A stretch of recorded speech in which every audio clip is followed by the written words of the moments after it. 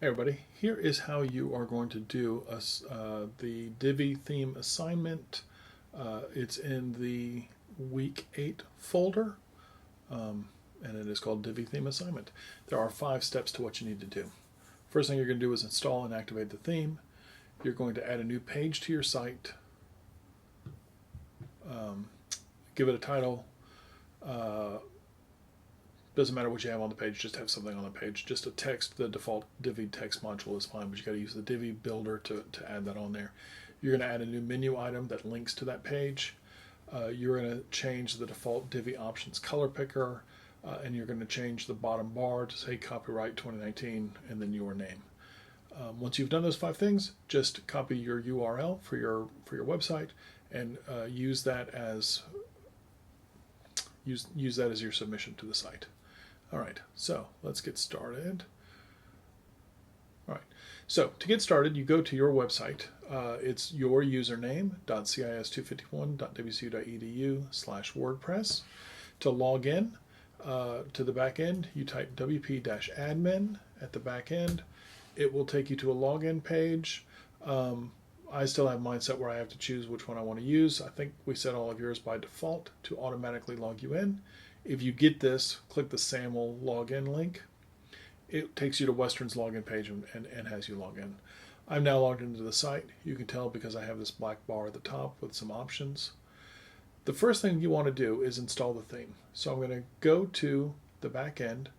I'm going to go to Appearance, Themes, and I'm going to add a new theme. I click Add New here. And Divi is not one of the ones that is in their archive. It is actually a theme that you would have to upload. You should have all downloaded it from the assignment. I'm going to click Upload Theme.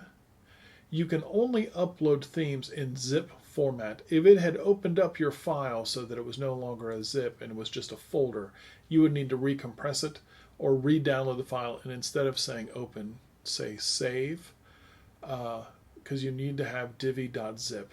You highlight that, you hit choose, you say install now. It will upload it to the server. It gives you the option to activate it. That's what you want to do. I'm going to activate that theme. Okay, so now I've activated the theme.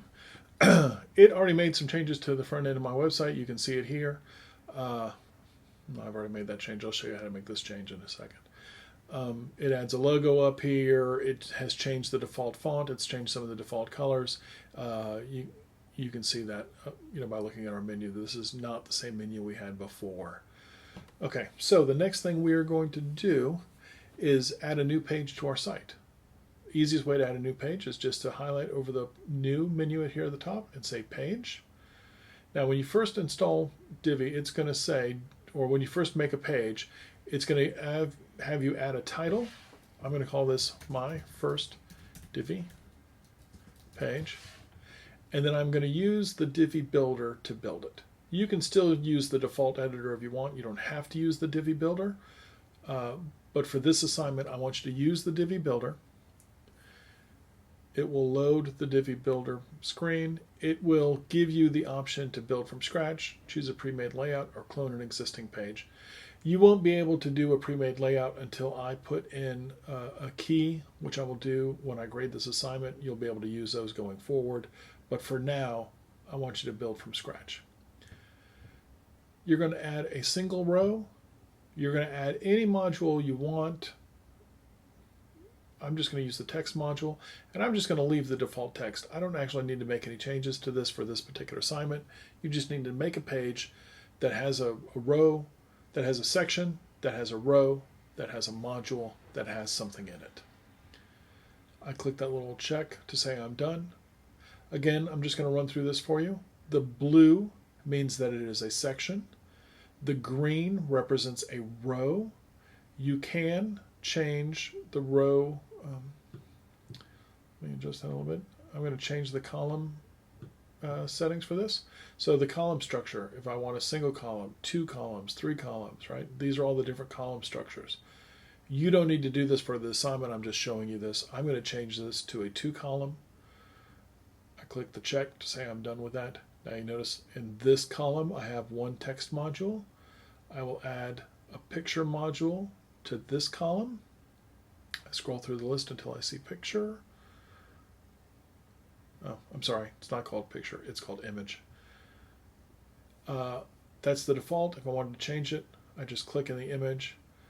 I'll use that. Since I've used that before, we'll just say make it a large size, upload that image. Now I have that image in there. I can hit the check to save it. Now I've created my page. To save the page, there's this big purple button at the bottom. You click on that button. It gives you lots of options. You see there's publish, there's save. If you needed to make a change to the title of your page, you could do it under this page settings. You would click page settings and you could change the title. You could have an excerpt, you could have a featured image. That is where you save that stuff. I wanted to just point out real quick the different modes. Remember, Divi is a fully responsive theme. Right now we have the computer selected, so that's what it's going to look like on a computer. This is what it will look like on an iPad or a Chrome tablet or an Android tablet, and this is what it would look like on a phone, right? So it shows you, it's going to change the menu, it's going to lay out differently, and you can see how it's going to look by clicking these buttons. There is also a wireframe mode, which allows you to quickly lay out sections. So you can see we had a section that had a row with 2 columns. In our left column there was text, in our right column there was an image. If I wanted to add another section, I could do that here. I could have that section have rows like this. We'll have a blurb module. We'll have a button module, and the button just says click me. Again, you don't need to do this for your assignment. I'm just showing you how this works. And in this section, we're going to add a countdown timer.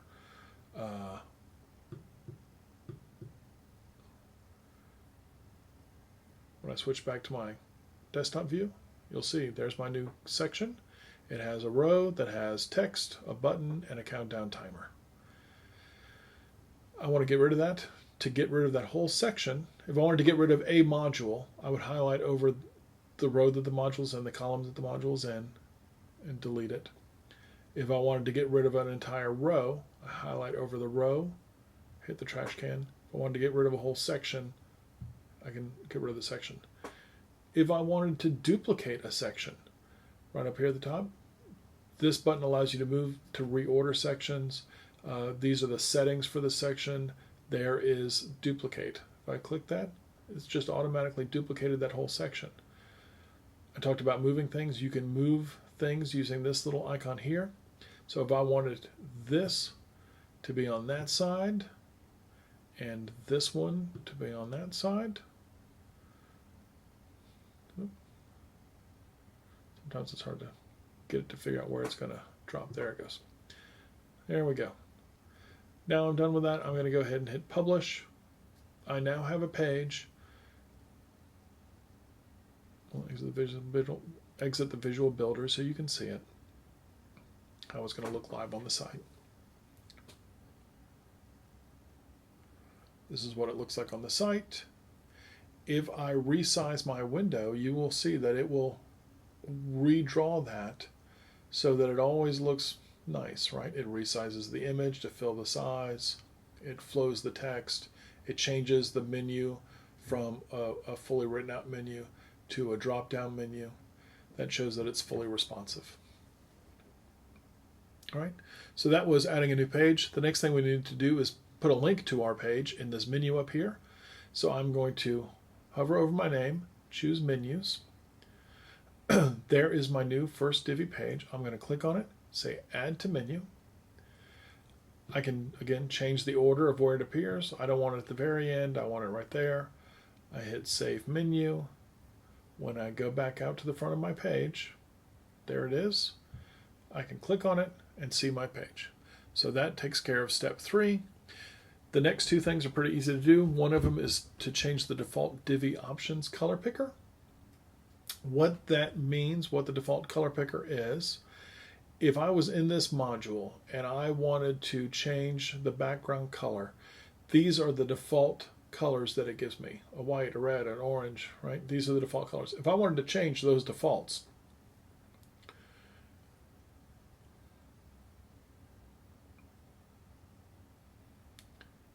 I go to the back end, go to the dashboard, go to Divi Theme Options.